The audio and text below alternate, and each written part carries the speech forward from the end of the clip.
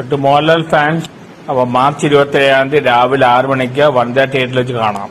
അവന്റെ ചുക്കാമണി ചെത്തി ഞാൻ കാക്കയ്ക്ക് കൊടുക്കും. വരട്ടെ.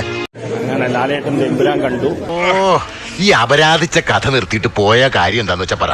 എമ്പുരാൻ ടീം മാർക്കറ്റിംഗിലൂടെ കോടികളുണ്ടാക്കി നൈസായി മലയാളികളും ഫാൻസുകാരും പറ്റിച്ചു.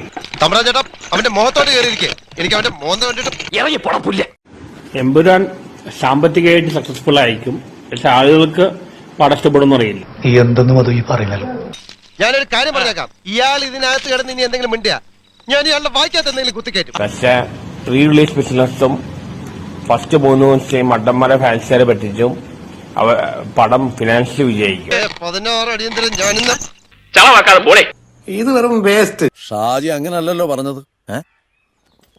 ഷാജി എന്ത് പറയാനുണ്ടോ? പൊളിച്ച് ഞങ്ങൾ പ്രതീക്ഷിച്ചതിന്റെ അപ്പുറത്തോട്ടാന്ന് തോന്നുന്നു. ഹോളിവുഡ് സ്റ്റൈൽ മേക്കിംഗ് ആണ് മെയിൻ. അതല്ല ഉദ്ദേശം. ഓക്കെ എന്നാൽ ഇനി ഞാനൊരു സത്യം പറയാം. ലാലേട്ടൻ ആറാടികയാണ്, കിടിലൻ മൂവിയാണ്. ഉഗ്രാന്റെ മേക്കിംഗ് ഉഗ്രാൻ. എന്തുവാടേ ഇത്? ഒടുവിൽ കുറ്റസമ്മതം നടത്തി അല്ലേ? 1000 കോടി കളക്ഷൻ പ്രതീക്ഷിക്കാം. ആദ്യം കുറച്ച് വയലൻസ് ഉണ്ട്, ആനേറ്റ് മാത്രമേ ഉള്ളൂ. ഇല്ലെങ്കിൽ നല്ലൊരു മൂവിയാണ്.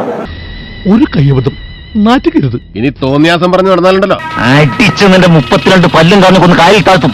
മോനെ ദിനേശ, ഇടഞ്ഞ കൊമ്പന്റെ കൃഷ്ണമണിക്ക് തോട്ടി കയറ്റി കളിക്കില്ലേ, ചവിട്ടി താഴ്ത്തുന്നതിനെ പാതാളത്തിലേക്ക്.